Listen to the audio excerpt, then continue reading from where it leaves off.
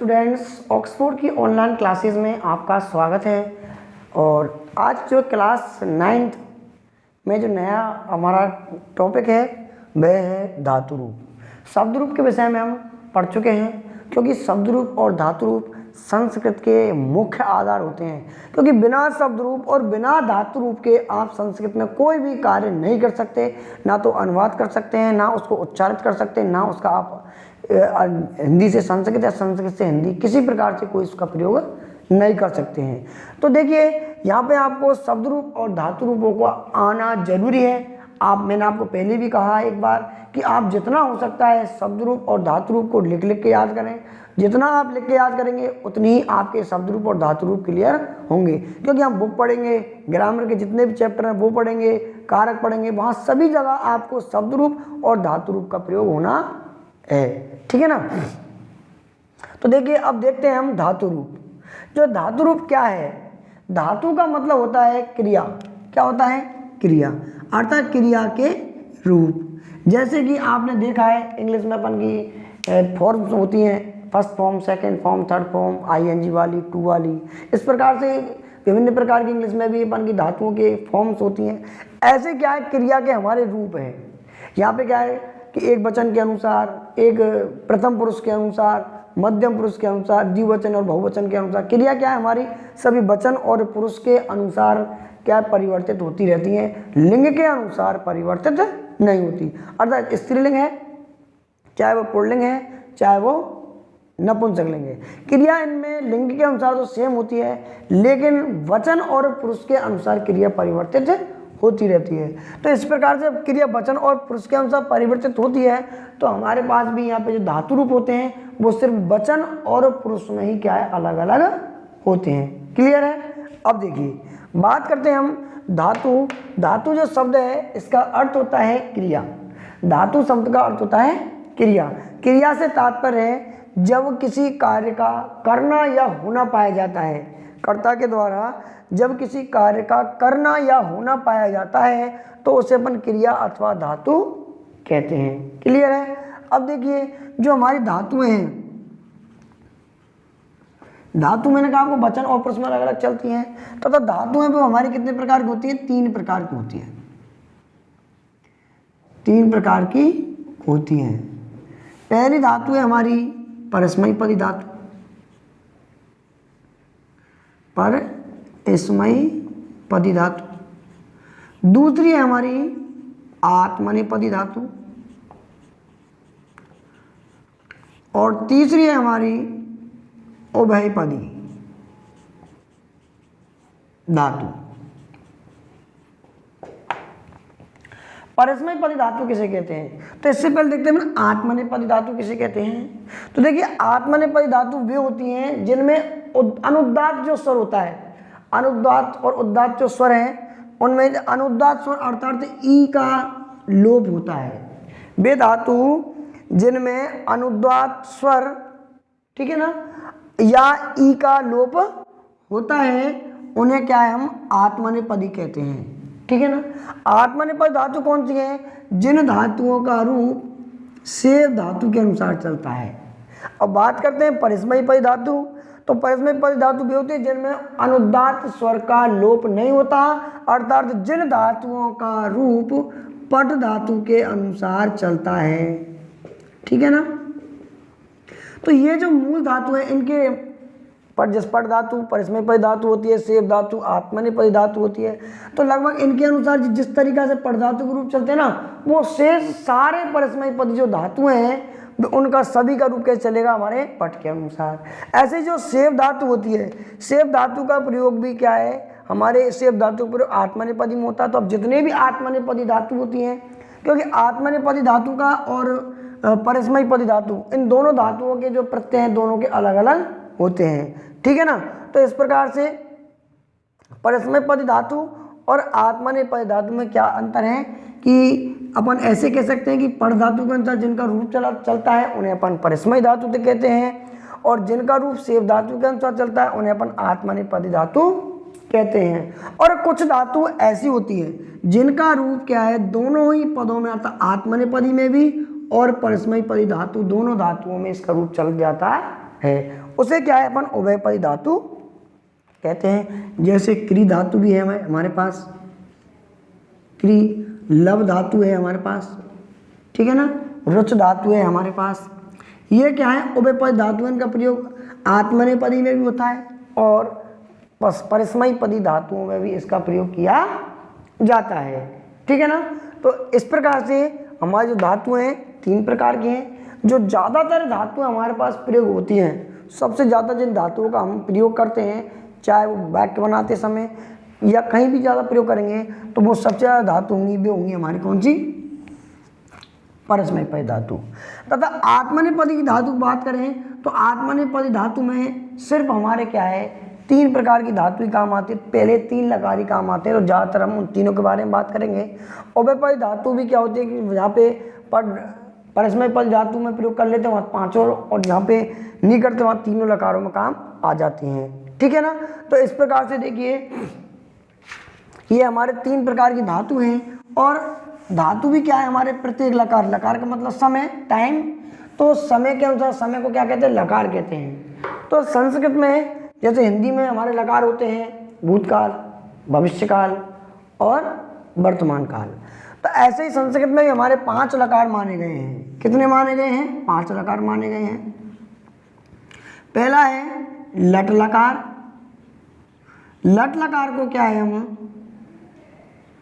वर्तमान काल कहते हैं। लट लकार को वर्तमान काल कहते हैं। दूसरा है हमारे पास लंग लकार। लंग लकार को हम भूतकाल कहते हैं। तीसरा है हमारा लिट लकार। लिट लकार को भविष्यकाल कहते हैं। चौथा है हमारा लोट लकार। इसे हम आज्ञार्थक, आज्ञार्थक मतलब आज्ञा देता है, इसमें आप उस काम को करो, आप वहाँ जाओ, आप यहाँ बैठो, इस प्रकार से आज्ञा दी जाती है, तो उसे अपन आज्ञार्थक काल कहते हैं, ठीक है ना। इसके बाद 5वां जो लकार आता है वो है विधि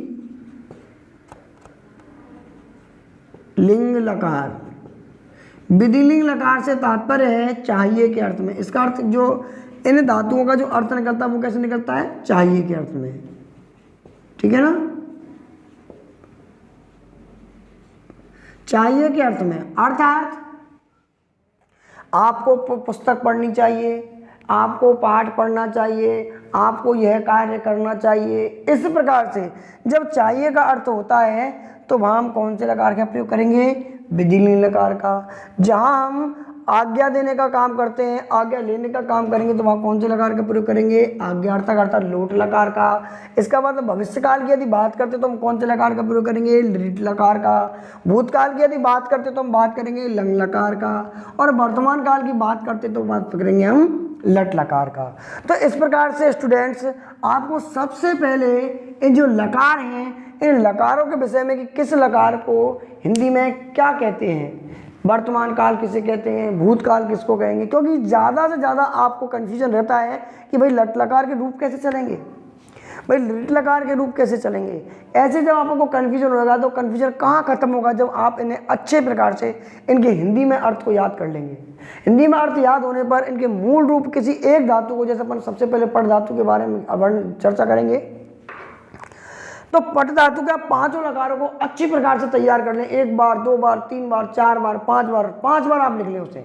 और 5 बार लिख करके जब उसमें कोई भी मिस्टेक आए तो एक बार 6 बार और लिखें उसे। तो लिखने के बाद जब तक आप उसको लिखें, जब तक कि उसमें हलंत की, विसर्ग की और किसी अन्य प्रकार की मिस्टेक कंप्लीट नहीं हो जाती है, पूरी तरीके से अपन का सही तरीके से अपन का लिखा आ जाए, तब तक अपन उसको लिखते रहें। क्योंकि एक लकार को याद करने का मतलब है आपके बहुत सारे लकारों की कमियां दूर हो गई। क्योंकि लगभग अपन बात करते हैं परस्मैपदी धातु की, तो देखिए परस्मैपदी धातु में लगभग विसर्ग और हलंत सभी जगह समान होते हैं। ऐसे ही आत्मनेपदी जो धातु हैं उनमें भी हलंत और विसर्ग कैसे चलेंगे, सेब धातु के अंदर, तो सेब धातु को अपन याद करेंगे तो सारे उसके अकॉर्डिंग कंप्लीट होंगे। ऐसे पट धातु याद कर लेंगे तो पट के अनुसार जितने भी परस्मयी पदी धातु हैं उन सभी के अपन के हलंत और विसर्ग, क्योंकि सबसे ज़्यादा जो बच्चा मिस्टेक करेगा वो अपन के बोर्ड एग्जाम में जो नंबर कटने का जो काम करता है वो करता है हलंत और विसर्ग पे। बच्चे सोचते सर हलंत लगाने से क्या हो गया और विसर्ग लगाने से क्या हो गया। तो देखिए मैं आपको एक एग्जाम्पल बता देता हूँ हलंत और विसर्ग से क्या मतलब है ना। जैसे एक तो मैंने आपको बताया था, आप ऐसे कर देते हैं भवत है, ठीक है ना, और एक लिख देते हैं अपन भवत है, इनमें हलंत नहीं लगा, और एक लिख देते हैं अपन भवत, इसमें हलंत लग गया। तीन हमारे पास शब्द हैं, भवत है, भवत और भवत, हलंत वाला।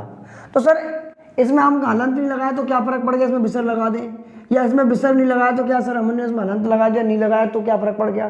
कोई फर्क तो नहीं पड़ता है, ऐसे फर्क तो नहीं पड़ता, लेकिन फर्क बेटा पड़ता है। पड़ता कैसे है, क्योंकि ये जो रूप है यदि अपन इसको अर्थ की यदि बात करें, ठीक है ना, तो इसका अर्थ होता है दोनों होते हैं। इसका अर्थ क्या निकलता है, वे दोनों होते हैं, अर्थात ये तो प्रयोग करते हैं अपन दोनों के लिए। जब दो सब्जेक्ट होते हैं हमारे पास, दो कर्ता होते हैं, प्रथम पुरुष जो है द्विवचन का, प्रथम पुरुष द्विवचन का यह रूप है और इसका अर्थ होता है दोनों होते हैं। अब इस भवते से मतलब क्या है, इस भवत है जो शब्द है हमारा लोट लकार का रूप है, ठीक है ना, कौन सा है, लोट लकार का रूप है, और लोट लकार में इस दोनों का होता है तुम सब हो, अर्थात यह आज्ञा देने का काम करता है। क्या करता है, ये आज्ञा देने का, तुम सभी को आज्ञा दे रहा है, ठीक है ना। अब बात करते हैं भवत है, ठीक है ना। अब जो भवत जो शब्द है, भवत जो शब्द है इसमें हमारा यह क्षत्रिय प्रत्यय है, क्षत्रिय प्रत्यय नपुंसक लिंग का शब्द बना है, ठीक है ना।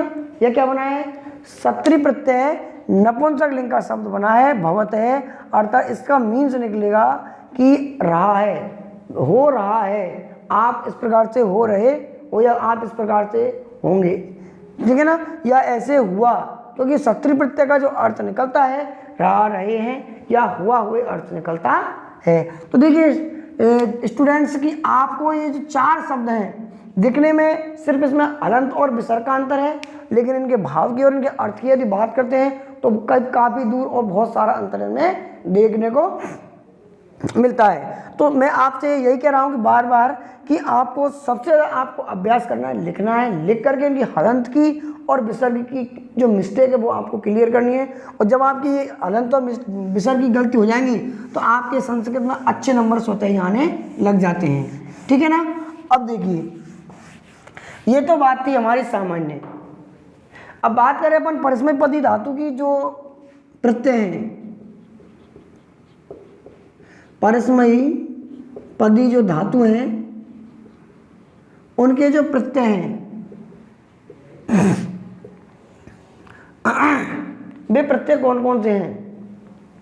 इन प्रत्ययों से क्या है, जिन धातुओं में लगाएंगे तो लगाने के बाद उसे हम आसानी से याद कर सकते हैं। जैसे प्रथम पुरुष का है तिप तस जी, सिप थस थ, ठीक है ना। इसके बाद है मिप बस और मस, ठीक है ना। ये हमारे प्रत्यय हैं। लट लकार में अपन कह सकते हैं परस्मयी पदी जो धातु है उसे परस्मयी पदी धातु में चलने वाले ये हमारे प्रत्यय हैं, ठीक है ना। इनका प्रयोग ये हमारे प्रत्यय पर उनको याद करने हैं, आप याद कर सकते हो तो अच्छी बात है। इससे आपको जो धातु रूप आप बनाओगे तो वहाँ आपको आसानी होगी। तिप तस जी, सिप थस थ, मिप वस मस, इस प्रकार से ये हमारे प्रत्यय हैं। देखिए इनमें कैसे बनते हैं, देखिए आपने देखा है कि जैसे हम आपको बता रहे हैं कि पट धातु, इधर लिख देते हैं आपको हम, पट धातु और पट मीन्स होता है पढ़ना, पट मीन्स क्या होता है, पढ़ना। तो पट धातु पट मीन्स पढ़ना और लकार कौन सा है हमारे पास, लट लकार। कौन सा है, लट लकार। ये हमारा एक वचन का है, ये हमारा द्विवचन का है, और ये क्या है हमारा बहुवचन का है। ये हमारा प्रथम पुरुष, ये हमारा मध्यम पुरुष, और ये हमारा उत्तम पुरुष है। ठीक है ना। तो देखिए मैंने आपको कहा कि जो धातु होती हैं वे हमारी वचन और पुरुष में चलती हैं। ठीक है ना, वे लिंगों में नहीं होती। तो अब देखते हैं अपन कि प्रथम पुरुष, मध्यम पुरुष और उत्तम पुरुष। ठीक है ना। वचन है हमारे एक वचन, द्विवचन और बहुवचन। ठीक है ना, बहुवचन। इन्हें अपन मिटाते हैं एक बार।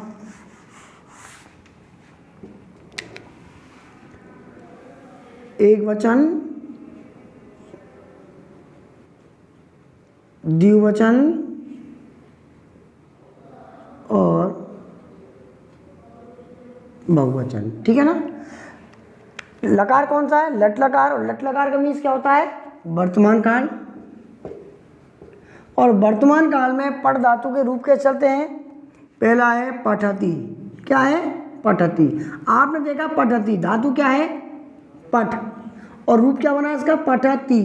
ती अर्थात ती तिप प्रत्यय है। इस प्रत्यय में क्या किया अपन ने, पे का लोप कर दिया है। क्या कर दिया है, पे का लोप कर दिया है। अब क्या बचा हमारे पास, ती बचा है, तो क्या बन गया है, पठति। इसके बाद होता है हमारा दूसरा पठते। क्या होता है, पठते। इसके बाद आप क्या देख रहे हो इसमें, तय, और यहाँ भी क्या है इसमें, तय। ये जो स है, इस स का संस्कृत का एक सूत्र है, स जुसोरु नाम का एक सूत्र है। उस सूत्र से क्या करते हैं, इस स का रू करते हैं। इसके बाद उसमें एक और संस्कृत का सूत्र लगाते हैं, वह हमारा उपदेश है अजनुनासिक इच।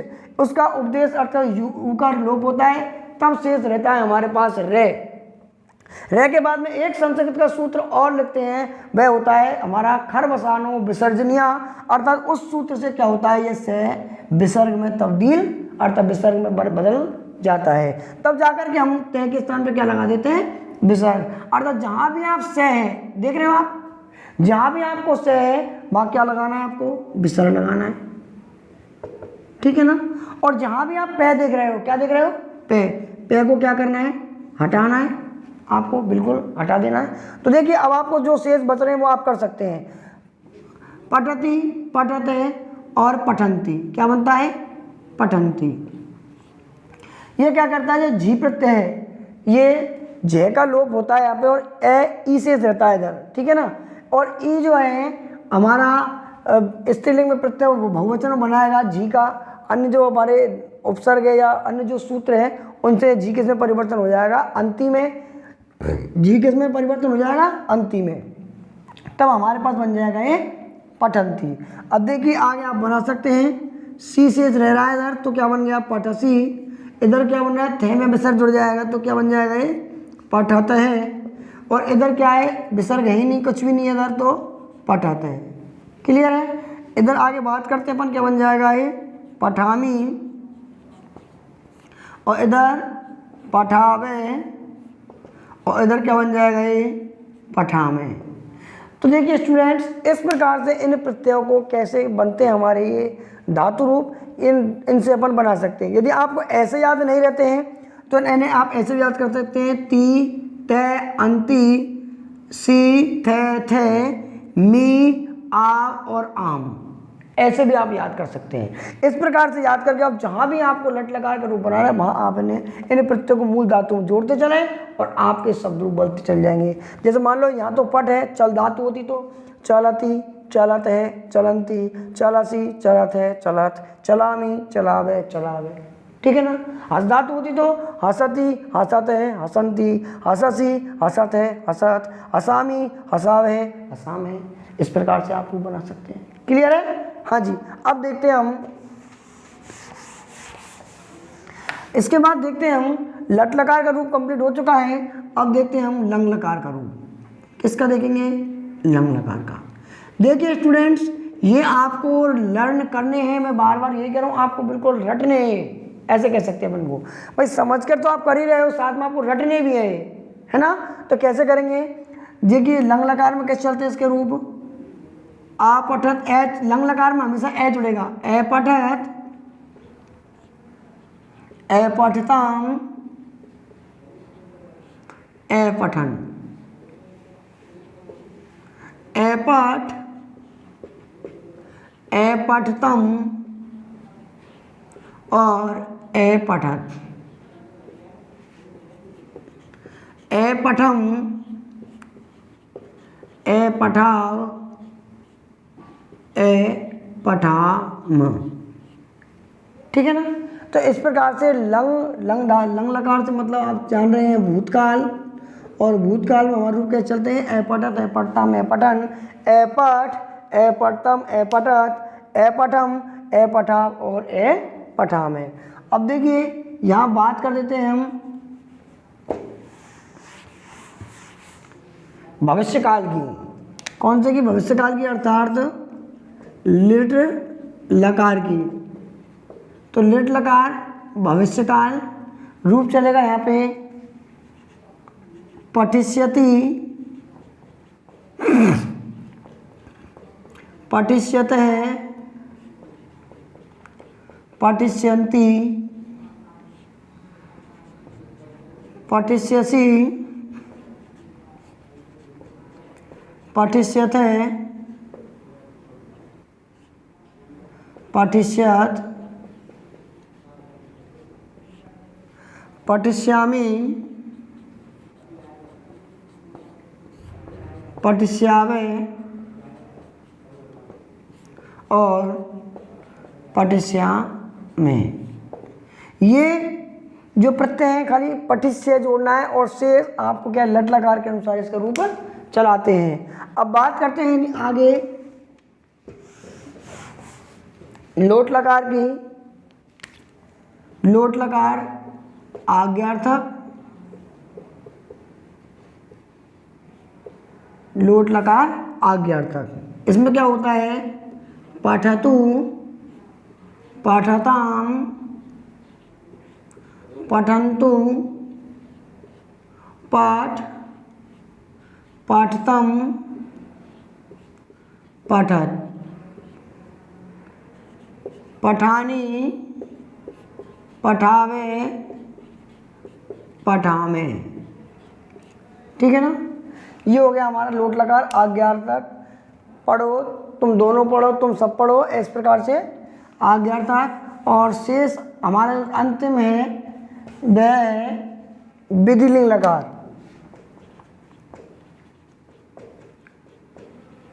विधिलिंग लकार अर्थात चाहिए के अर्थ में। चाहिए के अर्थ में कैसे लिखेंगे हम, पठेत, पठेताम, पठेयु, पठेतम, पठे, पठेतम, पठेत, पठेयम, पठेव और पठेम। इस प्रकार से स्टूडेंट्स हमारे जो धातु रूपों में हमारा पट धातु का जो पांचों लकारों में रूप है वो इस प्रकार चलता है। और किस प्रकार से आपको हलंत लगाना है, किस प्रकार से आपको इसमें विसर्ग लगाना है, ये आप अच्छी प्रकार से देखेंगे। इसके बाद नेक्स्ट वीडियो में हम पढ़ेंगे और किस प्रकार से इनका अर्थ होता है इसके बारे में भी हम नेक्स्ट वीडियो में पढ़ेंगे। तब तक आप इसे ढंग से पढ़ें। धन्यवाद।